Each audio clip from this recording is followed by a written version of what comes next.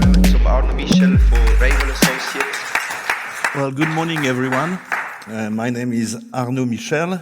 I'm really happy to be here in Zurich today. It's the first time we make the presentation of this long-short strategy here in Zurich. I want to especially thank Giuliano, David, and Maurizio for inviting me to introduce the Ravel European long-short strategy. I promise I'll try to make it short. It could be very long, but I'll make 15 minutes max. Ravel was founded in 2006 by Stéphane Michel, my brother, and myself. We have office today in Geneva and in London. Prior to Ravel, we founded Kepler Chevreux, which is a well-known equity research team in Europe. Our time at Kepler allowed us to strengthen our access to corporate networks, to European corporates. And it also allowed us to build a network of seasoned analysts across all countries and all sectors. We still leverage today this access to European corporates, and we still use very much this network of the best European analysts. Then, as Giuliano said, for more than a decade, we acted as a quasi-spin-off of Soros Fund Management in Europe. We managed for Soros a very large managed account with average net performance over the period of 9.4% per annum. The question very often asked to us is, how did you manage to survive with such a demanding clients? Because this is a very demanding clients. And actually, there are a few answers. The first answer is that capital preservation is at the heart of our strategy. There are times to protect, and there are times to take risk. This is key, in my view, in maximizing return and producing consistent return. In a nutshell, the target at Ravel is to capture over the cycle is around 5 years, 2/3 of the upside and 1/3 of the downside. The second answer is that in the active management, meeting companies, physically meeting the companies, is at the heart of the strategy. At the end of the day, a good investment case is a very simple investment case. After all these years, we believe that the good companies in Europe excel in the generation of free cash flow and in the way they allocate the capital.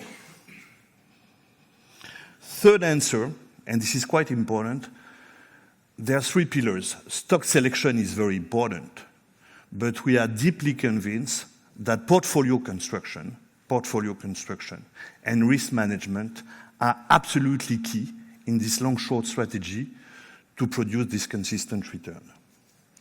Now let me tell you how we translate this investment principle into action. First pillar is stock selection. Sorry, I forgot this.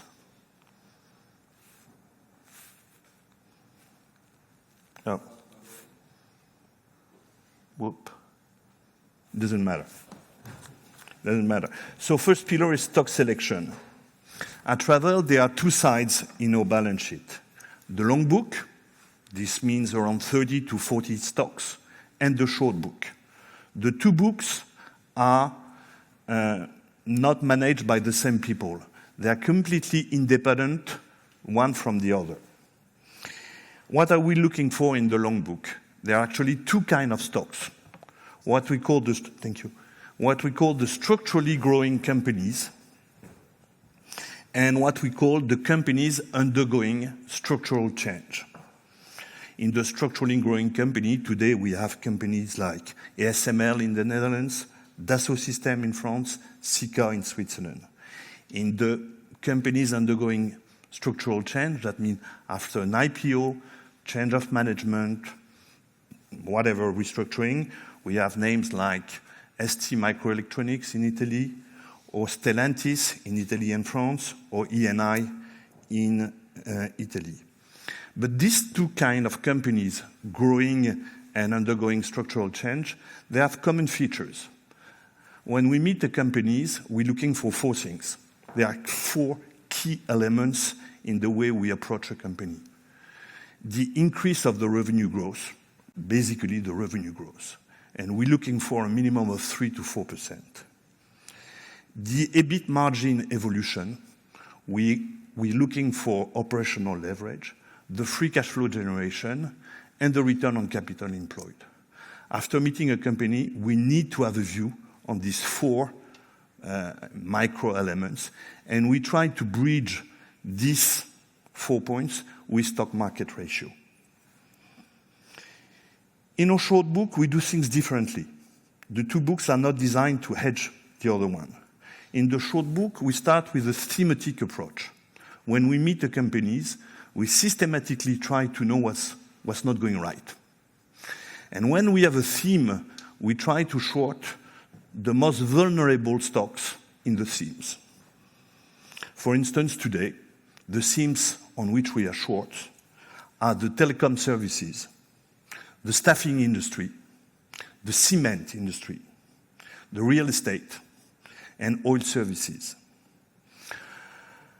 Also, the secret source of our book on the short side is that all positions, for risk management reasons, are equally weighted. We never take a big position on the short book.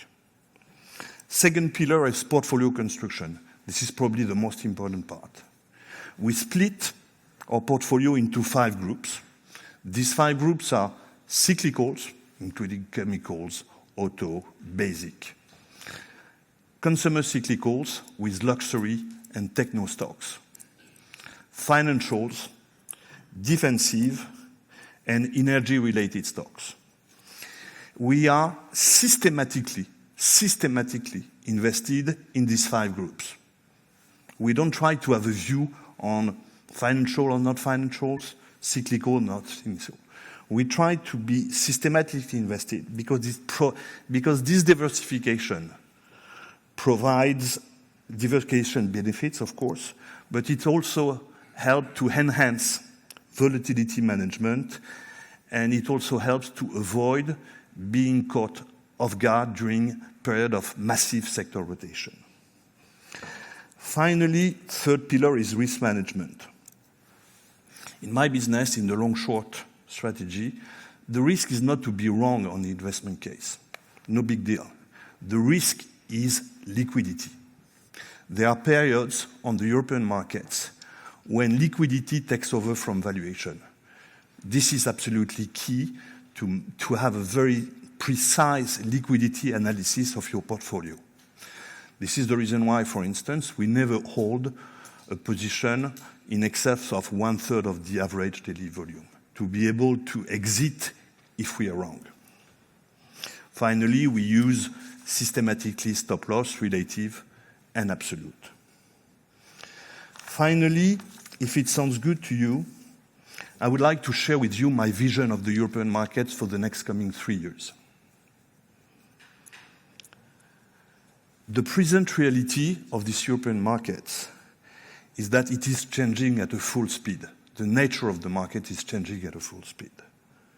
Under the pressure of passive management, ETF development, American investors using European markets to hedge their portfolio, or this ESG paradigm.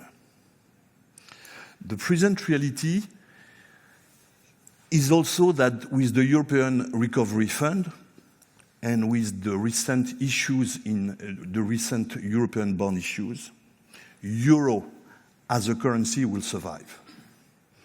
Europe as a bloc will also survive.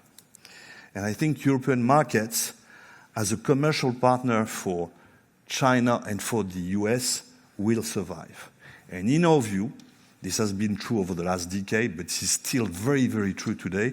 Europe is historically cheap versus US and China. The present reality, finally, is also that social media is gaining an incredible momentum here in Europe. And this is quite important to take it into account. The consequences of these realities, in my view, are twofold. Number one, Europe will undergo what we call at Ravel a sharp premiumization or re-rating of the best of European companies. This concept of best of Europe includes the notion of uniqueness in the world. There are unique companies in Europe. Example, once again, ASML in the Netherlands, LVMH in France, EssilorLuxottica in Italy, or Veolia, the world leader in water treatment and waste management. This concept of best of Europe concerns also the growing addressable market. When one talks about growing addressable market, I'm thinking about companies like Deutsche Post or Infineon. There are also companies with very strong entry barrier, like Airbus, or pricing power, like Hermès in France, or very consistent return over a very long time, like Geberit or Sika in this country. But clearly, I'm expecting a re-rating of the best of Europe. This has started 10 years ago in the US, 5 years ago in China, and this is starting now in Europe. The second consequence is that we are no more paying attention to financial performance than absolute valuation. People say cheap, not cheap, expensive. The point is that the performance is probably more important. What we call performance is the evolution of the revenue growth, the evolution of the EBIT margin, the expansion of this margin, the evolution of the free cash flow to sell or free cash flow, the evolution of return on invested capital. In a way, I would say the first derivative is getting much more important than the actual figure. To conclude this presentation, I would say that since Soros has been transformed into a foundation in 2018, we decided to open this strategy to external investors through a UCITS fund in the Ravel Luxembourg SICAV. We kept exactly the same service provider, Goldman Sachs Morgan Stanley as prime broker, and Banque de Grove Petercam as custody and manco. And we think that pricing of this product is absolutely key, because pricing is performance. In terms of performance, since June 2020, the fund is up 13%. And in terms of distribution, we recently signed an exclusive distribution agreement for the retail class with Banca Generali in Italy. But finally, and this would be my last word, let me tell you that if there is one idea to keep in mind for you today, is that there is a complete alignment between the management team of Ravel and the client base, because we personally are massively invested in the fund, and I think this is key. I thank you very much for your attention.